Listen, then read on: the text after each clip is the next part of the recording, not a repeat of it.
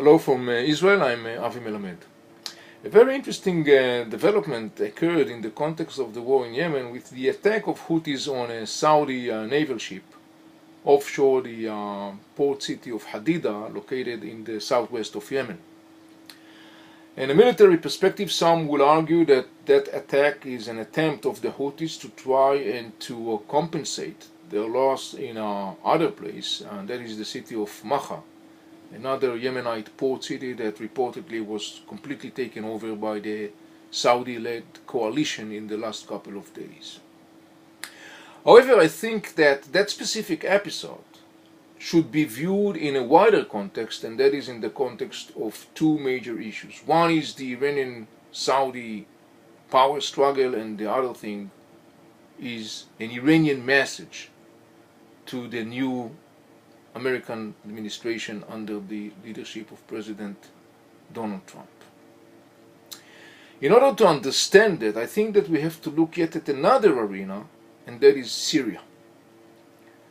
It seems as if President Trump, unlike President Barack Obama, is much more decisive to try and to proactively push towards an agreement in the situation in Syria in order to put an end to the bloody war. In that context, seemingly, President Trump, together with Putin and Turkey, are working on the details of such an arrangement. Such an arrangement likely is going to be on the expense of the Iranians and their Shiite militias on the ground operating right now in Syria. As could be expected, the Iranian mullah regime is very not happy with that development. In fact, the Iranian mullah regime have expressed its discontent in different ways, starting on a verbal level and then moving to deeds. In that context, reportedly, recently the Iranian mullah regime launched yet another ballistic missile. Up until now, the Iranian regime neither confirm nor deny these reports.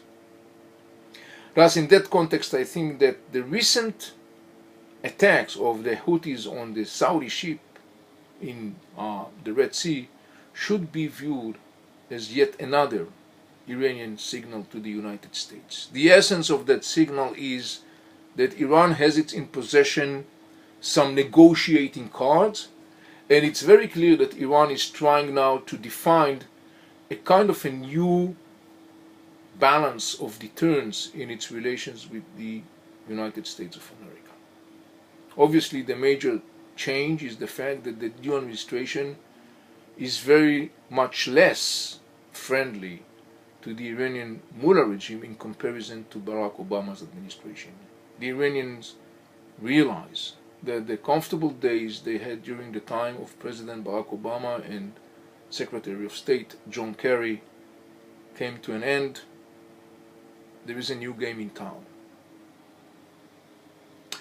Watching the situation in Yemen in that context, we have to look yet at another significant regional player, and that is Egypt. Ever since the beginning of the crisis in Yemen, Egypt lined up with the Saudi in order to stabilize the situation in Yemen, and also in order to try and to block and prevent a scenario where Iran is taking over Yemen. The Indian Ocean and obviously the Red Sea are of at utmost strategic importance to Egypt. Yet, comparison to that, the role of Egypt, relatively speaking, was quite mild, not so proactive. Moreover, in the last couple of months, according to accumulated information, some tensions rise between Egypt and Saudi Arabia on the one hand, while on the other hand, Egypt reportedly sends some friendly signals to Iraq as well as Iran. However, I think that if we try to evaluate what will be the Egyptian position following the specific episode in the war in Yemen, I think that the key is located elsewhere. It is in Washington. The Egyptian President Abdel Fattah al-Sisi is very much tuned to the message coming from Washington, and the reason for that, of course, is that Abdel Fattah al-Sisi is very much eager to restore the strategic relationship between Egypt and the United States of America that has been significantly, severely damaged during the time of Barack Obama's administration. Therefore, it's clear that Egypt's position will be very much subdued to the message and the atmosphere coming out from Washington. What can we expect next in the context of the war in Yemen in the next couple of days?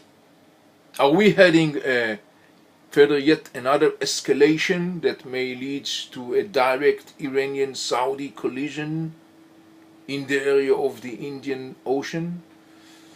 I don't believe that is the case. Both Saudi Arabia and Iran are very cautious. They are still leaving a lot of place to maneuvering despite of the tensions, the hostilities, and the power struggle.